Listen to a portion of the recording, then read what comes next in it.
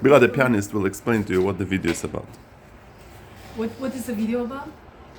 Okay, so we went on a Banter boat, and we were provided a whole bunch of kites from the blank kite test, and Core also provided a whole bunch of kites for demo, as well as everyone on the boat were kind enough to let us try out their gear.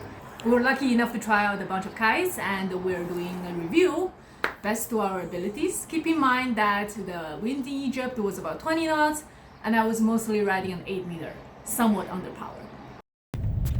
Hello Kite homies, look at this. That's the weather in Canada. Long weekend in Canada means rain, which is why we have to go to Hood River, because there's no wind when it's raining like this. As we all know, there has been tensions between Canada and US, right? The political tensions. Nah, we don't believe in that. So we're gonna try to attempt to cross the border. Let's see if we get arrested and sent down to Venezuela, and if not, then we'll continue this video.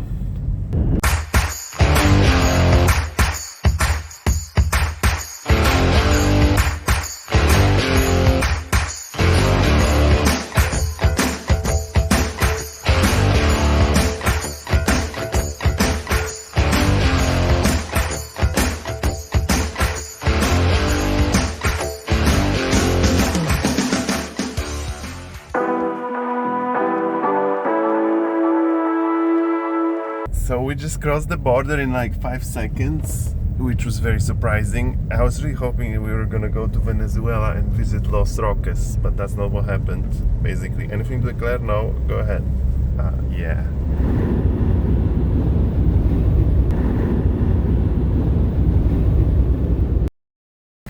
What's up, Kite homies? We are in Hood River, actually Rufus. This weekend we got some demo gear from the Slingshot demo center. We have the 9-meter Slingshot Code NXT, and we got a 7-meter, just a Dacron Code V2. I would like to try a 7-meter NXT, but they don't have any. Anyways, so we got these demos, and check this out. Everything is brand new in plastic.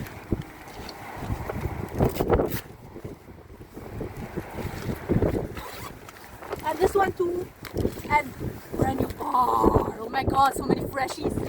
I'm also trying this right engine harness with a hyperlock system. It's supposed to be rad. Let's go. Trying Orbit versus NXT. Super lit already, I can see, and super gusty. But yeah, we're gonna see and compare. Wish me luck. So Jan's going out on a 2023 9-meter Orbit, and we're gonna back to back with a 9-meter Slingshot Code NXT and see how it goes.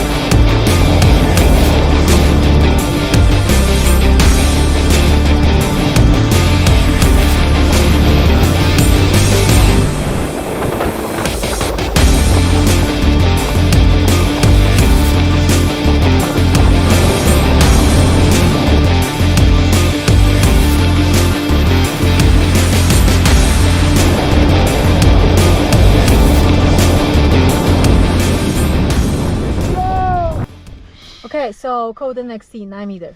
How was it? It was great, but I felt like even the light bar pressure was there. There was just more pull in the whole system. So I had to edge harder in order to resist the wind. The jump was better, about 2 meters in general. Other than that, the loops were great, but the loops were, I would say, maybe a little bit more pull than the Orbit, but not too much pull. They were actually quite nice. Yeah, I mean, Orbit felt safer, I have to say that. But NXT felt more performant, and I think that's basically what it is. So yeah, I hope that helps. Let's see how high I jumped on NXT. Bar pressure wise? Bar pressure wise, Orbit had more feedback in a bar, so bar pressure was heavier when the gust hit. NXT, the bar pressure was light, but the system was pulling more. I don't know if that's clear, but that's basically my impression. Okay, so when the gusts come, do you feel like the bar was ripping out of your hands at all in either kites? Actually, like when the crazy gust came, I felt that on both kites, so I can't really help you there.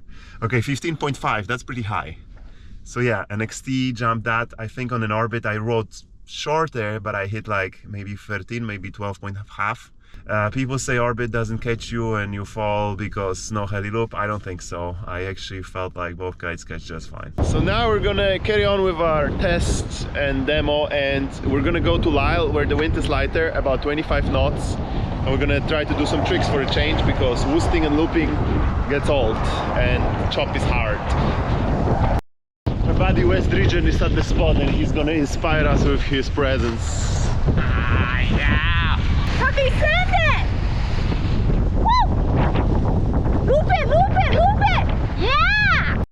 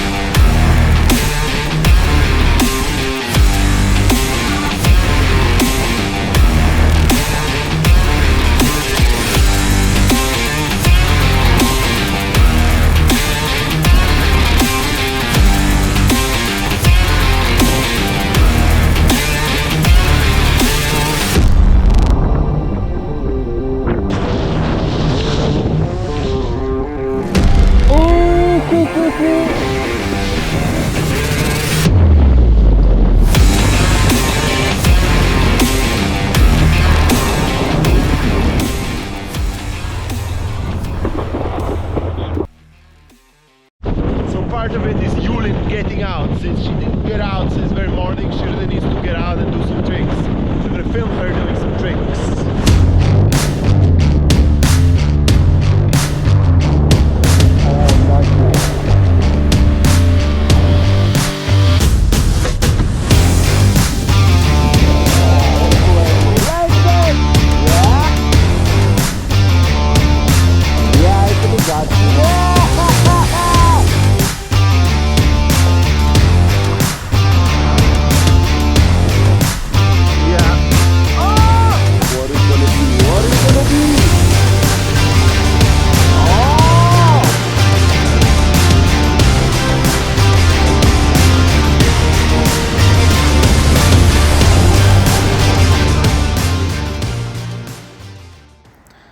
Now we're gonna talk about all the kites we tried.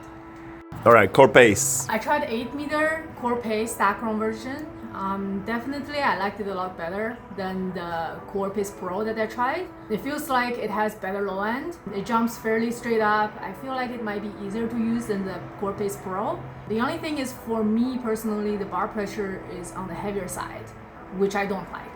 Core pace. Definitely liking it more than Aluula one for some reason. It has the more direct feel in the bar. I like that it jumps straight up. Also the low end I feel might be a little bit better, but still not that great. One thing I didn't like is that after the loop you have this free fall, and no matter how high you go there is the free fall, and that makes me scared to try things. And you tried the 10 meter? I tried the 10 meter, yeah. In how much wind? 25, 20.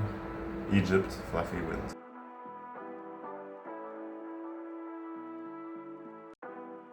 Harlem Thrive. Okay, I tried a 9 meter Thrive in Brazil with a Harlem bar. I really like the bar. The kite, I mean, that day was really light, hard to say. And this time I tried an 8 meter Thrive, 20 knots-ish, but the problem was that it was one of the blank kites and it was rigged to a low V bar. So for me, it kind of flew a little bit weird, but it's supposed to be on a high V, so can't really comment on this one. Yeah, so I tried 11 in Brazil and I quite liked it, although it took some time to get used to. I had a few crashes in the beginning. And then in Egypt I tried the 10, and actually I really liked it. I think it's a really great kite. It doesn't pull much through the loop, it jumps well, there's a lot of hang time, so I would say it's a very good kite for progression. The only thing that I don't like about those kites is their price. Even they're not Aluula, you're paying Aluula price. Another thing is the V thing. I'm not a fan of that. I'd rather just ride low V.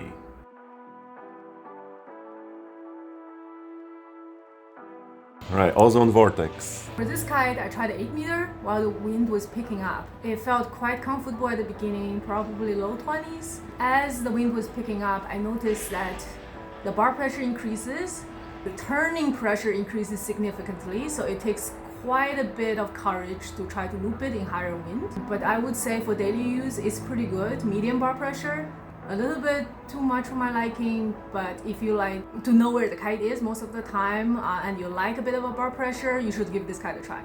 So I spent like 2.5 hours on this kite in Egypt. It was like 20 to 25 knots. I was on a 10 and it was pretty good actually. It was really smooth. I had fun on it. The one thing that I didn't like was kind of an ambiguous feeling on a takeoff. I couldn't really feel the moment where to take off. But even though I didn't really feel it, it still jumped quite high. I would probably want some more hang time, although it might have been fluffy wind. And I think there is a difference between the bar pressure you're riding around and the bar pressure in a loop. I feel like in a loop there's more, but overall it's a good kite, that's for sure. Evo DLab. Okay, I tried an 8 meter, again in about 20 knots of wind. It is a super responsive kite, very snappy feeling on the bar. I would say the bar feedback is quite sharp. It lets you know when you need to take off. Honestly, it's one of my favorites. The only thing I couldn't look past is a high split V bar. Otherwise, it's a serious contender for me. Okay, so I tried DLab V1 in Squamish and I still remember everything about it because it was great. What size? What wind? I was on a 9 and I think it was like 25 knots. And yeah, it was definitely a really cool kite. Like it jumps well, it loops well. It's not like a puppy for sure, like, you know, like it pulls a little, but it's still very nice. Maybe one thing that was throwing me off, there's a little bit of a free fall after the loop, but it's manageable. I had some pretty nice loop rotation tricks on it, so that was definitely cool. And of course for me, this whole like V thing is not great, but great kite for sure, amazing design.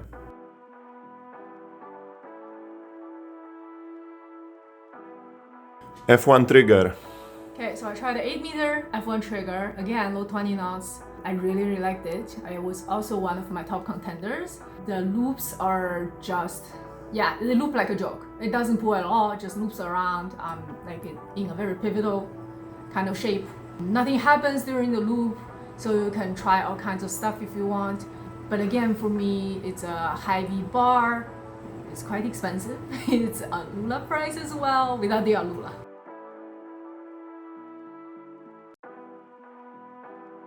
All right, orbit. Okay, for the past season, I've been riding a 7 meter Orbit Classic from 2023. From what I was told, the Classic Orbits haven't changed much in design, but I haven't tried a 2025 yet.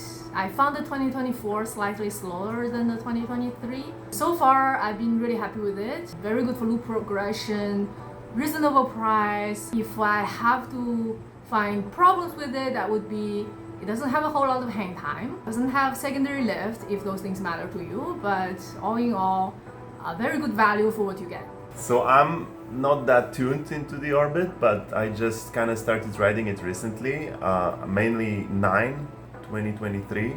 Although in Macapa I did demo the 10 Orbit Pro, 2024. And honestly, I think the feelings are the same. It's a great kite. Like, for sure, it's a great kite for progression. It doesn't punish you. So, like, you know how some kites just yard you when you do a loop or when you miss your takeoff? Well, the Orbit is extremely forgiving. I would say probably the most forgiving kite out there. And that's great because you can progress safely on it. As for the not as good things about the Orbit, maybe it's not the best booster anymore. Maybe it was 3 years ago, but now definitely there are other kites that jump higher. The hang time is not there basically, so it doesn't mean that it drops you, but if you're thinking about board offs and stuff, it's gonna be way harder than on some other kites. Still great kites for progression, yeah.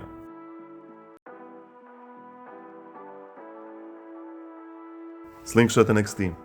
Okay, again, I tried the 8 meter on the Banter boat. Luckily, it wasn't very windy the whole trip, so most of the people were not able to ride the 8 meter, so I got to hog this kite quite a bit because I really loved it. There's a magical secondary lift when you time the heli loop, which is super easy to time because the kite just shoots right above and behind you. Very, very light bar pressure. I know that other people who have tried this kite have told me that they found it confusing because you don't know where the kite is. I agree that it's very light and very subtle on the bar. You just need to learn it and read it, but you will know where the kite is. And the steering pressure is okay. It's not that light comparing to riding around bar pressure, but when you actually go send the kite, even though the bar pressure is really light, there is power in the kite. So the first few you could get surprised, but once you get used to it, it's great because the loop is very predictable. It's not as fast or snappy or friendly as a brainchild kite or an orbit. But once you get used to that, it's very predictable. It always loops around and climbs right above and behind you, puts you down softly with a bit of a secondary lift that you can do more things. And the hang time, oh my god, the hang time.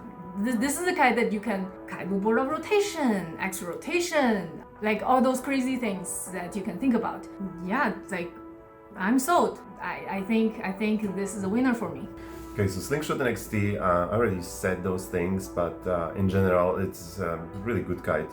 It jumps really well, it has light pressure in the bar, it loops really well. It's like a perfect circle, the loop, but I wouldn't say it yards you, it pulls you very consistently. So I actually like that, and the thing that I like the most about it is that it climbs to 12 really fast and goes behind you, which makes it easier for you to kind of catch yourself. Like if you had some kind of a weird thing in the air, like, I don't know, mistimed boogie or something, the kite's just gonna go behind you and it's gonna be easier for you to land because of that feature. And of course, hang time. I need that, I'm a big guy. So overall, yeah, it's a great kite for sure, and it ticks all the boxes for me. Maybe for a beginner, it's gonna be a little bit harder, or like feel where the kite is because it's really light bar pressure, but I think overall, for people who want to advance and progress and do some loop tricks, totally recommend it.